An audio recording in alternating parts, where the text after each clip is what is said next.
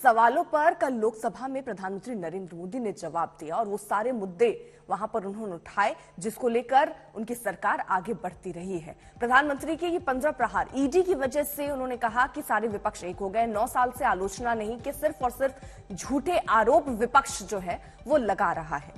झूठे घटिया आरोप सुनने के लिए धैर्य चाहिए और उन्होंने कहा कि मेरा सुरक्षा कवच वो पूरी आम आवाम है। सोचते हैं मोदी को गाली देकर रास्ता निकलेगा, लेकिन जनता हमारे साथ है। 80 करोड़ गरीब उन पर भरोसा कैसे करेंगे?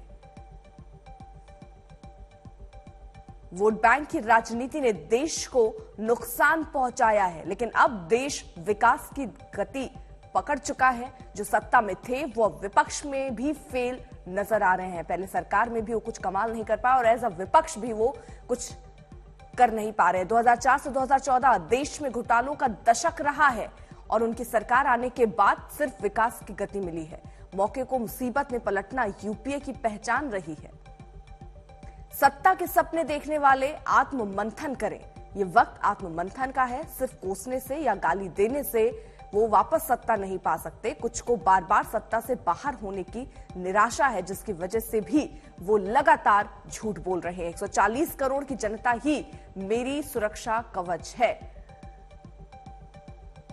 आज शान से उन्होंने कश्मीर में तिरंगा फहराया है। कश्मीर का जिक्र भी उन्होंने किया कि जहां जाने में पहले लोग डरते थे, लेकिन अब लोग हजारों की तादाद में वहां पर जाते हैं। नई पीढ़ी आज हाईवे एक्सप्रेस वे देख रही है। देश तरक्की कर रहा है, वो देख रही है। दुनिया भारत को आशा की नजरों से देख रही।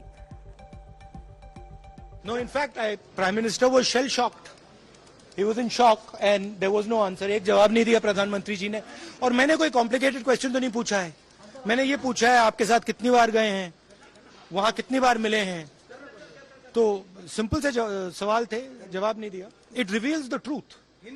ये मतलब स्पीच से सच्चाई दिखती है कि अच्छा इंक्वायरी की बात नहीं हुई। अगर मित्र नहीं है तो ये कहते ठीक है मैं इंक्वायरी करा देता हूं। इंक्वायरी की बात नहीं हुई। डिफेंस इंडस्ट्री है, वहां पे शेल कंपनीज हैं, बेनामी पैसा घूम रहा है, उसके बारे में प्रधानमंत्री ने कुछ नहीं कहा। तो मतलब क्लियर है कि प्रधानमंत्री उनकी रक्षा कर रहे हैं, उनको प्रोटेक्ट कर रहे हैं। वर्षों से हमने देखा है कि जब कोई वोटिंग होना होता है या कोई बहुमत होना होता है तब विपक्ष उठाए कोरम का विषय तो मतलब रखता है। कोई बिल पास होना है तो मतलब रखता है, लेकिन सामान्य बहस में जब 9 बजे 10 बजे रात तक सांसद अपने विषय को रखना चाहते हैं, बजट पर बोलना चाहते हैं, तो विपक्ष की जल्दी जब होती है तो वो कोरम का विषय उठा के खुद निकल जाना चाहते हैं और दूसरे पर आरोप लगाना चाहते हैं।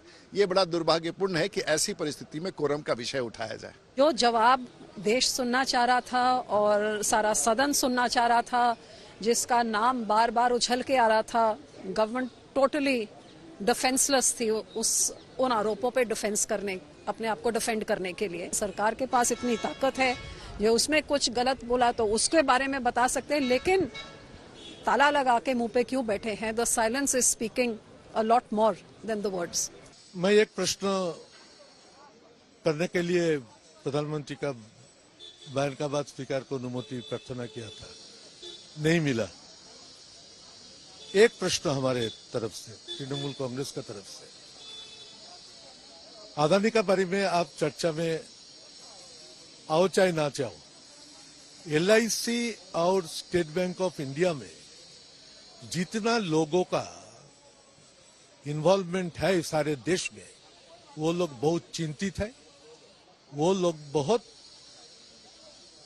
टेंशन में भी है। इन लोगों का रुपया का बारे में सरकार को प्रतिश्रुतिबद्ध होना चाहिए था हाउस में, तो उसका विषय निरापद है, लेकिन उन्होंने नहीं बताया। अदानी का नाम ना लेने के भी ये बात हो सकते थे।